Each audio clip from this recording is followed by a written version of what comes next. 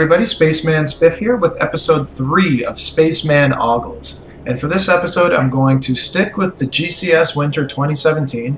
I think I'm going to continue with the Western Qualifiers, number 1. We'll move to the Asian ones later. But for now, I'm just going to keep going down this list. So the last episode was Foggy versus TGW. This episode will be Hawk versus RazzorMan. And we'll jump into game 1, which is an Orc versus Human on Echo Isle. And I believe Hawk is the human player, even though the names are different. Yep, and RazzorMan is the Orc player in the northeast corner. So yeah, our human is the northwest corner.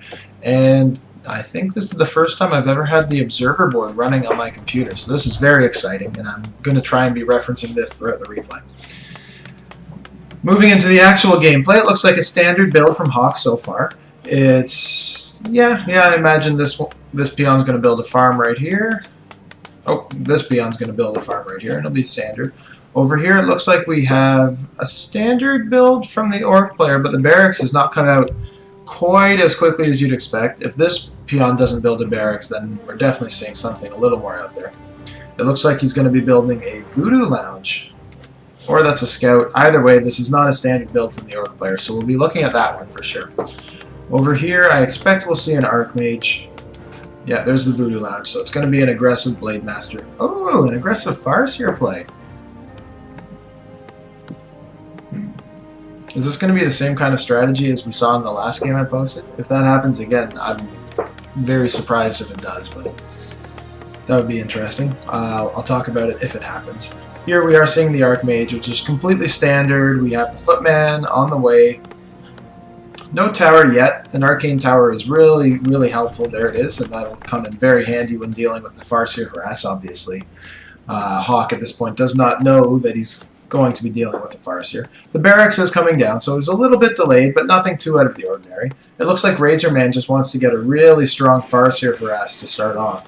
He's probably going to buy salves and a healing or a clarity potion and try and maintain a long harass, which makes sense because this is a map that has such a short transition. There's such a short walk distance between the bases that the Farseer will be able to get there very quickly.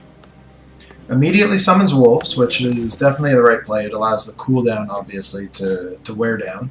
So that makes sense.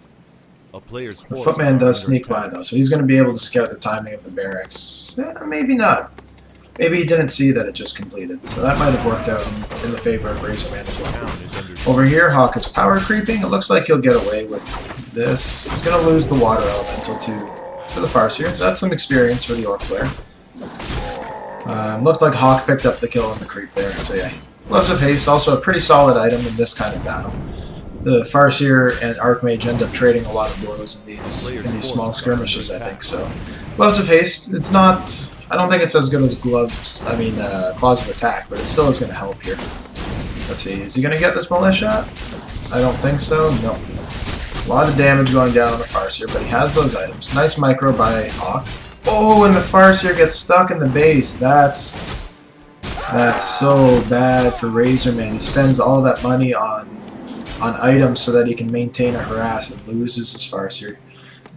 That's going to hurt him for sure. That is also going to buy, what do we have? One grunt, just one grunt. That's going to buy Hawk a lot of time. He'll probably be able to power creep down here.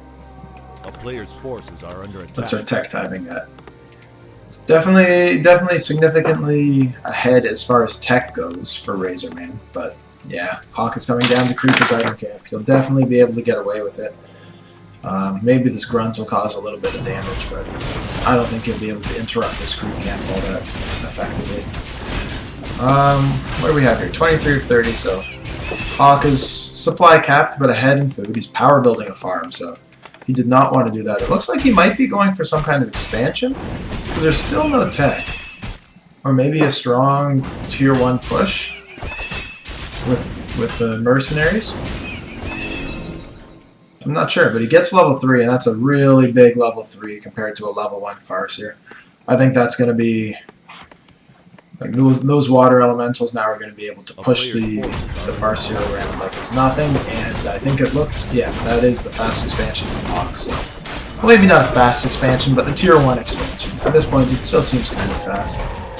We have the Farseer in here harassing with the grunt, so this is going to do some damage. This is going to be a pain for Hawk to deal with. But now the Arcane Tower is focusing the Farseer again, who is in a bit of a precarious spot again. He doesn't need to be over there. Pull back a bit. Yeah, there you go. But the expansion has been crept. Archmage is level 3.5. Farseer is, well, he's doing his thing, but still halfway to level 2. He's so far behind there. The only thing that RazzorMan has going for him is the tech advantage, which is significant. We'll see what he does at tier 2, if he'll be able to pull something together that will overrun the human right now, because I think that's his only chance to win the game, is to bowl over the human player with a tier 2 push of some sort. Otherwise, this expansion's going to go up. There's going to be way too many units coming out from the human player in the next couple minutes once this is established. And the mercenary camp is locked down, the level advantage on the human player, yeah. So, looks like RazzorMan knows it. He gets the Firelord. He's going for a big push here, trying to overrun the human player, but I think this is still going to be really hard for him to deal with. There's just so much damage output from this Archmage. One peon goes down, or peasant goes down. 2 peasants go down. Nice harassment by RazzorMan here. I like this play. He's going to lose 1 grunt because it's stuck back there. But there's still 3 grunts, 2 wolves, and a lava spotting here. Putting some damage on the Berserker. That might go down. The Firelord's taking heavy damage now from the water elementals and Archmage. He's trying to focus down the tower, and he gets it. So the grunts are actually doing a really good job right now. I'm surprised at how effective RazzorMan's push has been. This grunt is going to die. Nope. Nice speed scroll away. It looks like Berserker's going down too.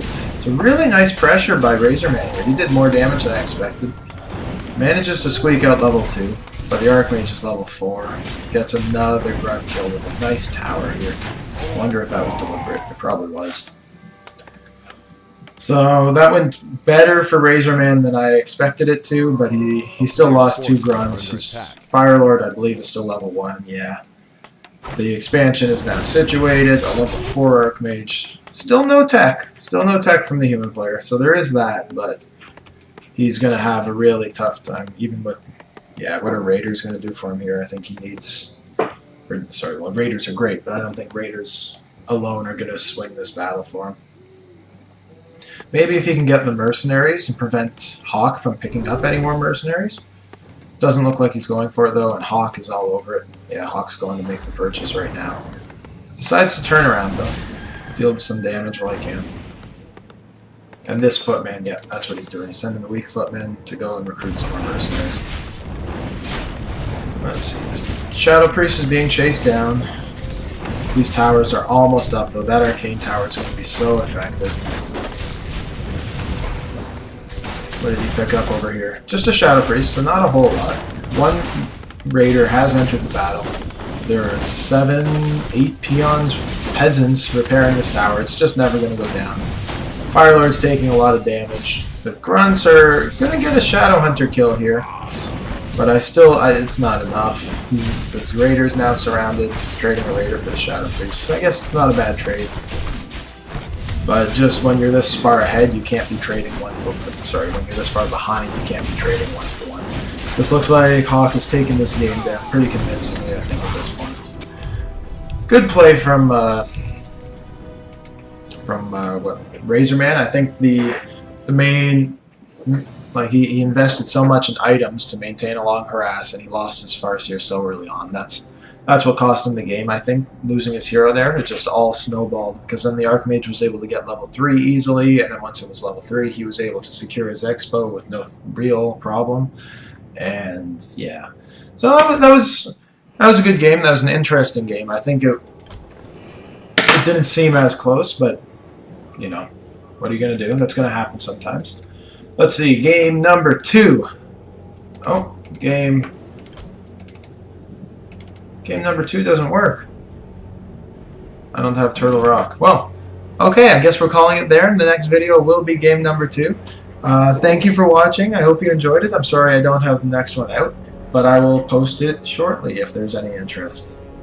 So, again, questions, comments, criticisms are welcome. Thank you for watching, and have a great rest of your day.